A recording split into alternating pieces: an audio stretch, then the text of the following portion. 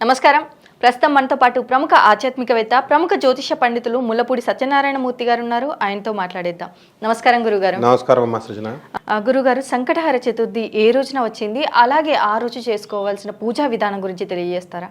మార్గశీర్ష మాసం బహుళపక్షం చవితి రోజున దీన్ని సంకటహర చతుర్థి వచ్చింది.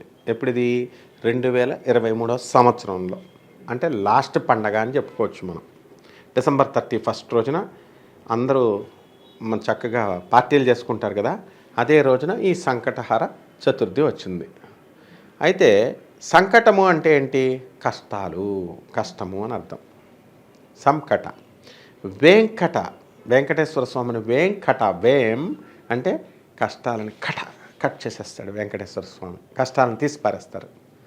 సంకట. అందుకని ఈ సంకటాలన్నింటినీ కూడా తొలగించేటటువంటి ఆ రోజు వినాయకుడు చేయగలుగుతాడు. కాబట్టి మనకు 30వ తేదీ రోజున వచ్చింది. ఏది డిసెంబర్ 30.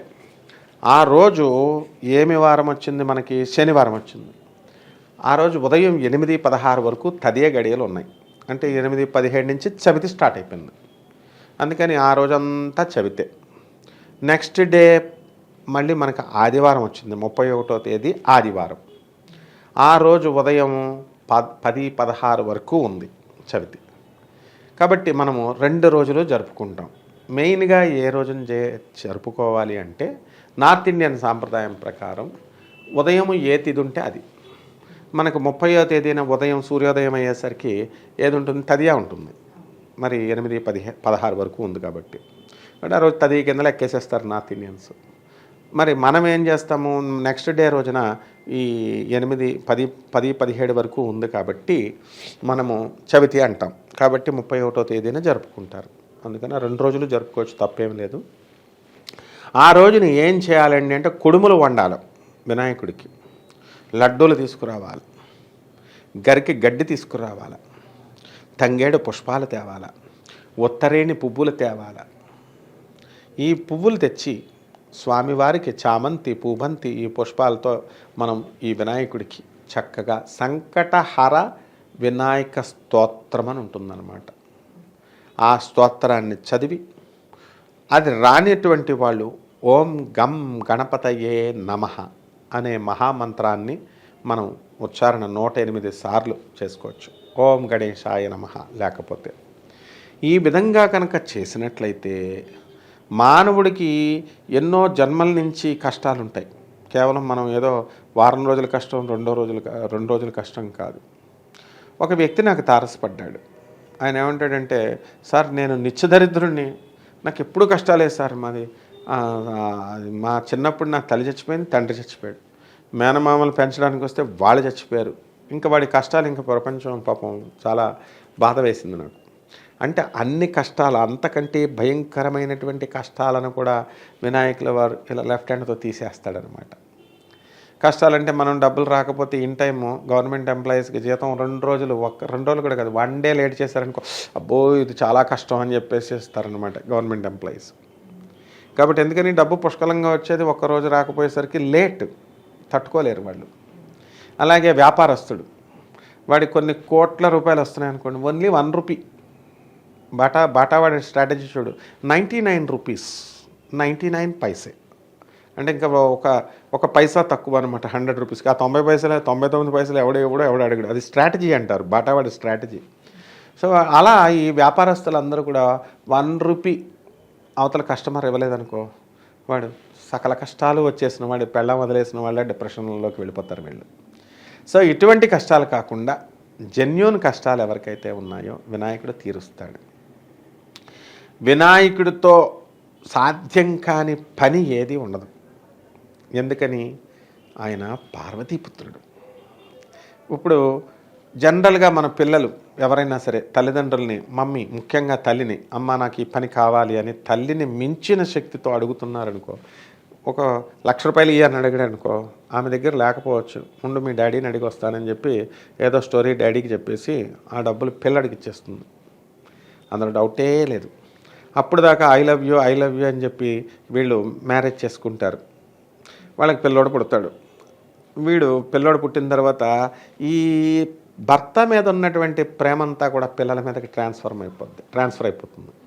ఇంకా వీడు భర్త అటు పోయాక ఐ లవ్ యూ ఏమైపోయిందిరా నా మీద ప్రేమ అనుకుంటాడు, పిల్లల మీదే ట్రాన్స్ఫర్ అయిపోయింది. కాబట్టి పిల్లలంటే అంత ఇష్టం తల్లికి. కాబట్టి తన కొడుకే రికమెండ్ చేస్తే ఈ లోకమంతా కూడా ఆమెదే, 14 భువన భాండాలకు అధిష్టాత్రి. అటువంటి వినాయకుడే మా అమ్మ కనబడదు అని చెప్తాడు.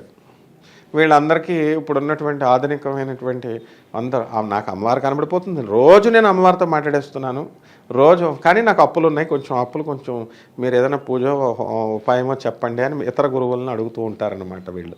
అంత కామెడీ అనమాట. ఇప్పుడు అంటే అమ్మవారు ఎవరికి కనబడదు, సాక్షాత్తు వినాయకుడితో రోజు డైలీ హిజ్ మమ్.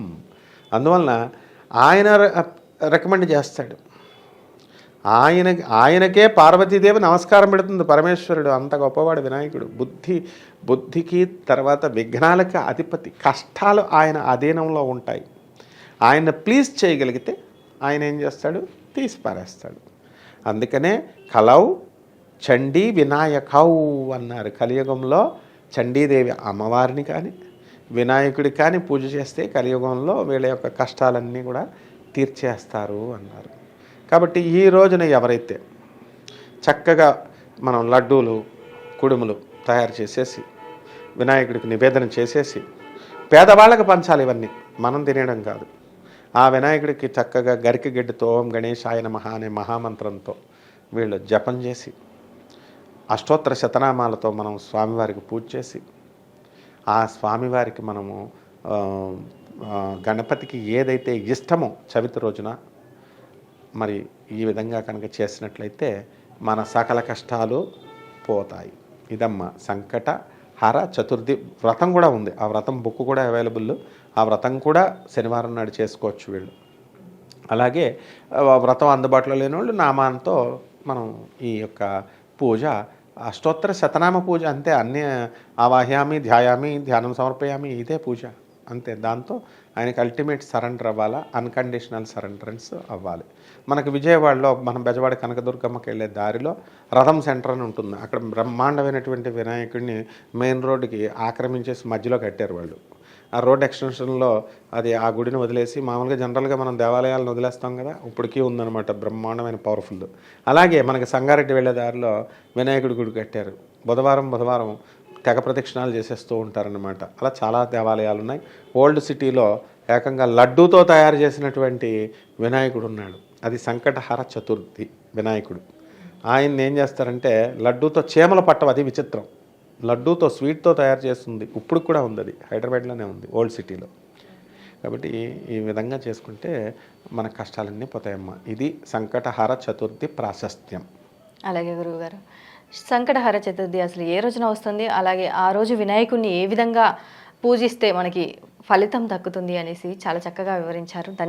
ధన్యవాదాలమ్మా.